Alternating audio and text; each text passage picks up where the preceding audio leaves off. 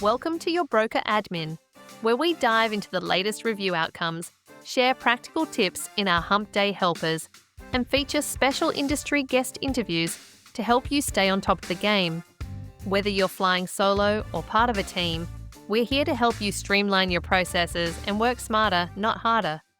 It's that time of the week again to jump into a new edition of Your Broker Admin.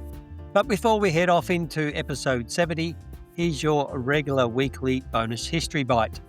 On this day in history, April the 22nd, we have a mix of tragic and celebratory events. In 1848, Captain James Fitzjames and 105 surviving crew abandoned their ice-trapped ships in the Arctic, where 23 others, including expedition leader John Franklin, had already perished. They set out on foot in search of safety, but none would survive the journey. Then in 1914, Babe Ruth made his professional debut, not as the slugging outfielder we remember, but as a pitcher for the Boston Red Sox. He'd go on to hit 60 home runs in 1927 as part of the famous Murderer's Row, a record that stood for 34 years. And then fast forward to 2016, the Paris Agreement on Climate Change was signed in New York, with 195 nations committing to limit global temperature increases, something James Fitzjames probably would have appreciated at the time. We kick off with the reviews wrap-up, covering the week ending the 17th of April 2026, a solid round of interest savings, lending opportunities, and a couple of in-depth client conversations. Then we'll head into this week's Humpday Helper, where I share a NextGenID tip on reusing completed ID verifications. I'm Rob Cummings. Thanks for tuning into the show, and let's get into this week's episode. In this week's reviews wrap-up, we look at outcomes from loan reviews completed during the week ending the 17th of April 2026. It was back to business as usual this week, with no holiday interruptions, and everybody on deck, which reflects in the results achieved. We had 13 completed reviews that received the rate reduction, generating some $7,000 in interest savings.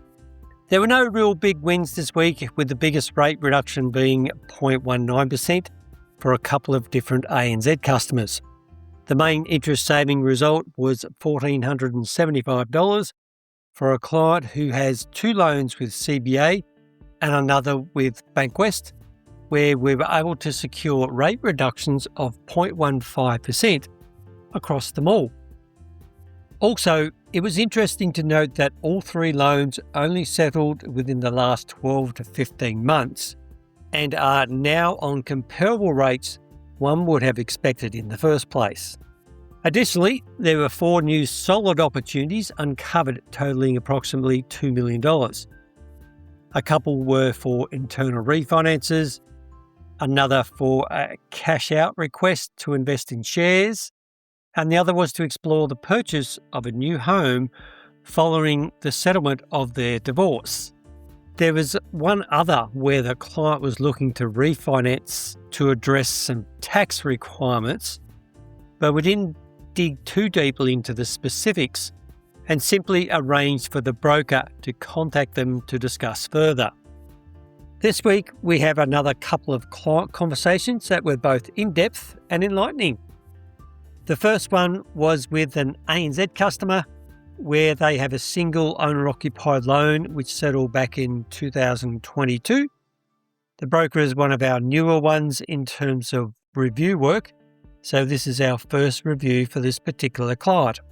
A rate review was completed which returned a reduction of 0.19%, but the resultant rate is still at 6%. Again, not a horrible rate, but not great either considering the low LVR. We called and spoke with the client at length. They were amazed at the rate reduction. Somewhat ironically, it turns out they do remote work putting together loan applications for a broker located in Melbourne. Their partner is Scottish and wanted to move to Tassie, but she on the other hand wanted to go to Queensland. So they compromised and finished up in Geelong. We spoke for a bit about remote work as we could readily relate given the nature of our own work. They really appreciated the reduction in rate, as they feel they possibly wouldn't qualify for a loan rewrite with another lender, and due to the loan size, it probably wouldn't be worth it anyway. Thanked us for the work and the call.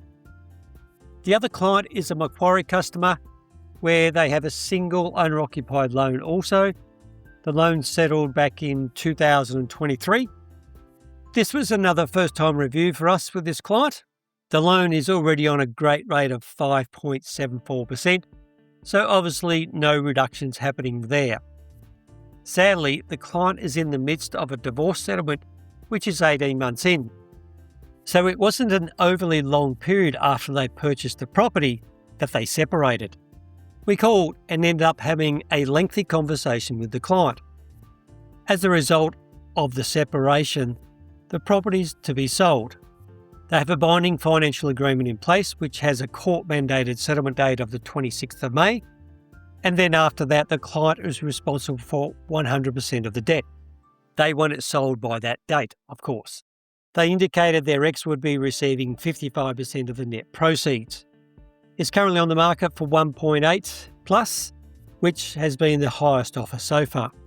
The client also has an investment property in northern New South Wales somewhere, which is valued at approximately $640,000 and has a HSBC loan of approximately $190,000. They bought this property some 19 years ago, so well before they got married. We spoke about the possibility of drawing equity against that property to buy in Brisbane. The equity drawdown amount would be around about $320,000 after taking into account the HSBC loan. The new loan amount would total about $510,000 at an 80% LVR. Their estimate of the rental income would be $500 per week, but the place is just getting termites in the roof fixed, and so has no tenants currently. We spoke generally of loan repayment options as in principal interest or interest only. Their ability to buy will depend on serviceability, as they will have a significant debt load and also be making child support payments. Custody is a 50-50 arrangement. An appointment was made with the broker to discuss possible options further. This one's a good example of a steady week. No fireworks, but solid outcomes. A few new opportunities, and another reminder that even small rate improvements and simple conversations still carry value. This week's Humpday Helper number 175 is not one that I was personally aware of regarding NextGenID, so sharing it in case there are others that weren't aware either. It turns out a completed NextGenID verification can often be reused for another application, provided it meets specific criteria regarding timing and information consistency. In my particular case, it was a Macquarie deal where we had recently settled another deal for the same client only a month before. The information provided by Macquarie was that if you have completed a NextGenID check within the last 12 months, you can generally reuse that previous ID report for a new application. There are conditions, however, for reusing a NextGenID. Firstly, the validity period. The report must have been completed within the past 12 months. Information consistency. Your name and mobile number must be the same as the previous application. And valid documents. The identification documents used in the original check must be still valid. For example, not expired. When you initiate a NextGenID request in AOL, it actually gives you two options: create a new request or use an existing ID verification.